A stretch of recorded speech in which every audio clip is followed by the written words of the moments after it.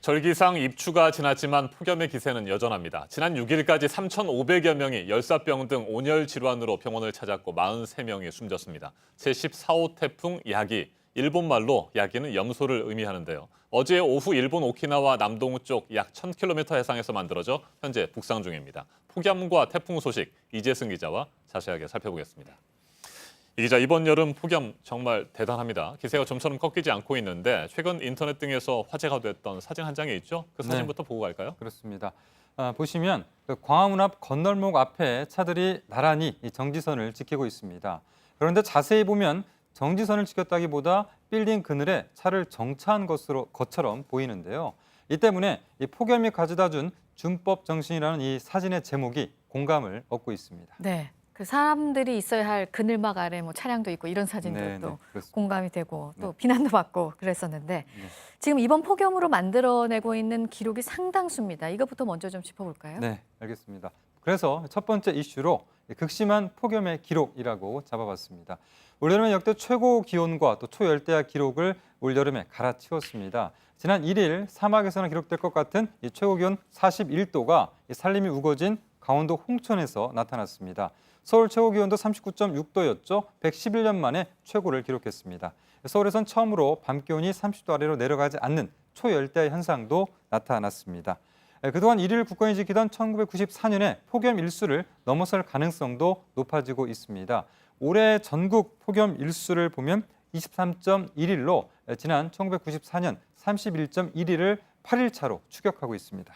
자, 그래서 태풍이라도 북상하면 이 폭염을 물리칠 수 있지 않을까 이렇게 많은 분들이 기대를 했었는데 제14호 태풍 야기가 어제 만들어졌군요. 네, 그렇습니다. 그래서 두 번째 이슈는 14호 태풍 효자 태풍 되나라고 준비했는데요.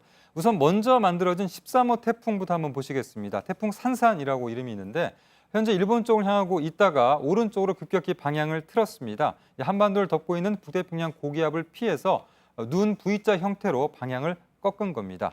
결국 13호 태풍은 우리나라에 별다른 영향을 미치지 못할 것으로 보입니다. 네, 태풍도 힘을 못 쓰는 이번 폭염입니다. 그럼 14호 태풍은 어떻습니까? 네, 주목할 게 14호 태풍인데요.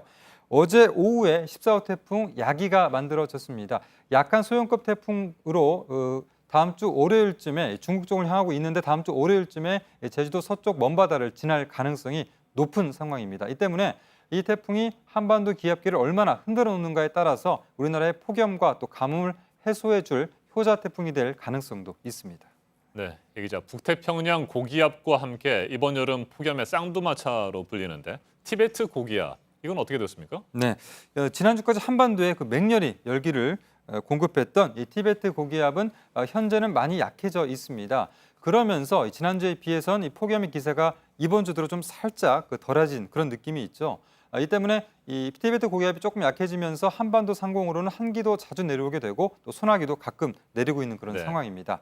그러나 이번 주도 오늘 같은 경우는 이제 그 강한 소나기 때문에 일시적으로 좀 폭염이 완화될 수도 있겠지만 전반적으로는 낮 기온이 35도 안팎을 보이면서 폭염은 여전히 현재 진행형입니다. 네, 뭐 소나기가 와도 습도만 높아지는 경우가 요즘은 많아서 뭐 소나기 소식도 그렇게 뭐 반갑지는 않은 경우가 많은데 보통 아무리 고통스러워도 이제 끝이 있으면 좀 힘이 납니다. 언제쯤이 될까요? 그렇죠. 우리가 좀 그 폭염의 끝을 기다려봐야 되는데요. 그래서 세 번째 이슈는 가을 언제 올까라고 한번 준비를 했습니다.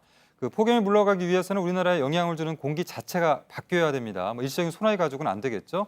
차고 건조한 공기로 이렇게 바뀌어야 되는데 다만 그 시기는 이미 지나간 입추도 아니고 또 앞으로 다가올 말복도 아닙니다. 기상청은 1개월 예보와 3개월 예보를 통해서 늦더위가 8월 말까지 이어질 것으로 전망을 했습니다. 그 가운데 오는 8월 23일 처서 이후에는 조금씩 가을 바람이 불 것이라는 전망이 조심스레 나오고 있습니다. 다만 올해는 그 이례적인 폭염이 계속되고 있고 또 실제 역대 기록을 봐도 본격적인 가을이구나라고 할 수 있는 시기는 9월 이후가 될 전망입니다. 네. 뭐 입추가 지나서 아침 저녁으로는 조금 바람이 조금은 다르다 뭐 이런 얘기도 많이 하시고요. 잘 들었습니다. 이재승 기자였습니다.